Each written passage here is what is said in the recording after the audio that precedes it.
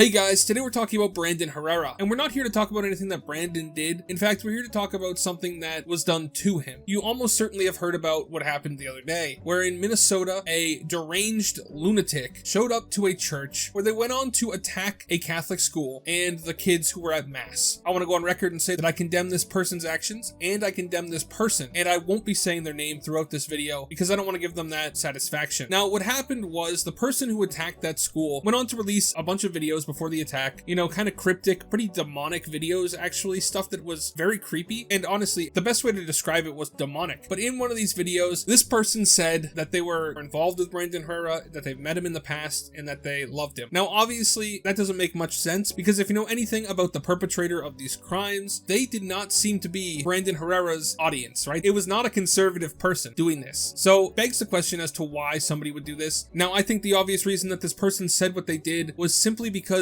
they disagreed with Brandon Herrera's politics, and they wanted to associate him with them in order to drag his name down and hurt his chances at winning in the Texas election that he's currently running for. Obviously, Brandon Herrera does not know this person, he does not support this person, and he even issued statements condemning this person. So if we go here, his first statement right after this happened was, "I will not, nor will I ever, say the name of the gutless coward who decided to take the lives of innocent people in Minneapolis today. My heart goes out to the family of those affected, but to the shooter, I have one thing to say in response: fuck you, burn in hell." Which is the correct response here. I don't think that anybody could tell you that this is not the right way to respond to this kind of thing happening. Brandon 100% unequivocally completely disowns this person and wants nothing to do with them at all. He went on later to respond again and say that he is still physically sickened and angry about this clearly hate-motivated attack on innocent children, and disgusted that my name came out of this demon's mouth. I meet thousands of people every year at SHOT Show in Las Vegas, in meet and greets and such, but I don't remember this individual at all, nor does anyone I was there with. That being said, I'm happy to answer any questions from law enforcement if it would be helpful. I'm also coordinating with friends in law enforcement to see how my community and I can best support those families affected by this hateful and senseless act. Brandon Herrera once again condemns this person, condemns their actions, and says that he doesn't even think he's ever met this person before. He thinks that they were lying about meeting him at SHOT Show in Las Vegas. In true Unsubscribe podcast fashion, he is trying to figure out a way that he can help the people affected by this, because even though he had nothing to do with it and he condemns this person, he still feels bad and he wants to help out, which I think is great. But if you even read down here, somebody responded, "I am sorry you got roped up in this clearly mentally ill person's ravings. We all know you are a solid man who would never support this type of senseless violence." This guy is 100% correct. Everything that this person did was in complete contradiction to everything Brandon Herrera stands for, and quite frankly, it's disgusting. Brandon Herrera agrees. He says, "I appreciate that, brother. This sort of evil sickens me." And that's right, because what happened the other day was evil. It's also not the first time this kind of thing has happened. If you remember way back when PewDiePie's name was mentioned before a shooting in New Zealand. So for some reason, there's a habit of these people to shout out YouTubers before they do it, and usually I think it's YouTubers they dislike, so they say it and then they go and they do this to make the YouTuber look bad. And I don't know why they all do that, but trying to assign motives to crazy people is probably not the best thing to do, because they're obviously not operating on a level that we can understand, because a normal person couldn't do what this person did. In order to do this kind of thing, you have to be so mentally unwell that it's not really worth trying to assign reasons for your actions. Anyway, let me know what you guys think in the comments. Do you think this was a good response by Brandon Herrera, or do you think he could do more? Let me know in the comments. Thank you so much for watching all the way till the end. Remember to like and subscribe. Have a great day, and God bless you.